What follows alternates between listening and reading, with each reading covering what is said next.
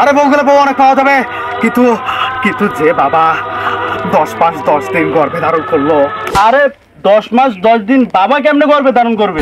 মা বল, মা। ও আরে তোকে আজকে থেকে আমি বয়কট করলাম। তুই আমাকে আজকে পর থেকে ফোন দে, তোর তোর অবস্থা খারাপ করবো। তুই আমার বউ না, তুই ভুলে যা। ভাই কি করতেছস ভাই এই জায়গায় ভাই? আরে আবার মাথা নষ্ট, কি যে কষ্ট। আমার বউকে আমি বয়কট করলাম বন্ধু, আবার বউকে আমি আর রাখবো না। ওই বউ আমার দরকার নাই বন্ধু। তোর এই বউটা যেরকম সুন্দর সেরকম ডান্স পারে, গান গাইতে পারে বন্ধু। এই বউটার তুই ছাড়িস না বন্ধু। আরে বউ গেলে বউ অনেক পাওয়া যাবে, কিন্তু কিন্তু যে বাবা 10 মাস 10 দিন গর্ভে ধারণ করলো। আরে 10 মাস 10 দিন বাবা কেমনে গর্ভে ধারণ করবে? মা বল, মা। ও আরে আরে ওই একই, তুই আবার জ্ঞান দিতে আসিস না এখানে।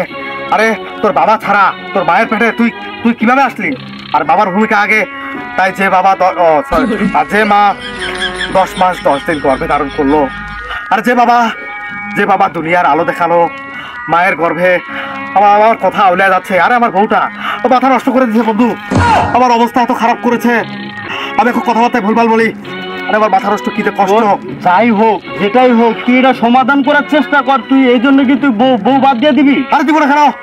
কারণ তুই জানিস না বন্ধু, হ্যাঁ কি হয়েছে?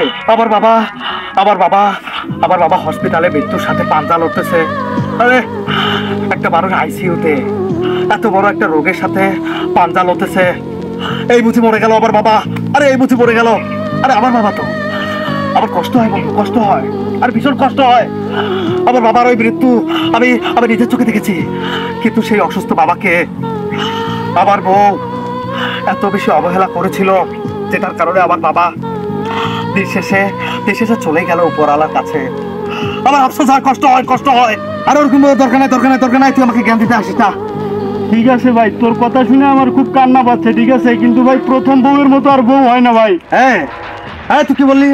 আরে তুই না জেনে ভুল ইনফরমেশন দিলি কেন? ওটা আমার প্রথম বউ না, ওটা আবার 3 নাম্বার বউ। হ্যাঁ লারে লাপ্পা, আমি নেক্সট টাইম যে বিয়েটা করবো এটা হলো আবার 4 নাম্বার বউ। একের পর এক আমি জুতা, স্যান্ডেল, জামা কাপড়ের মতো বউ পাল্টাবো, একটার পর একটা বউ আসতে থাকবে। আরে বন্ধু তুই এটা কি বলিস? তোর মতন একটা কাইলা পাঠা বেটা 3টা বিয়ে করে বলাইছে বেটা, আমার তো মাথাটা নষ্ট করে দিলি। 3টা বিয়ে করছিস বন্ধু?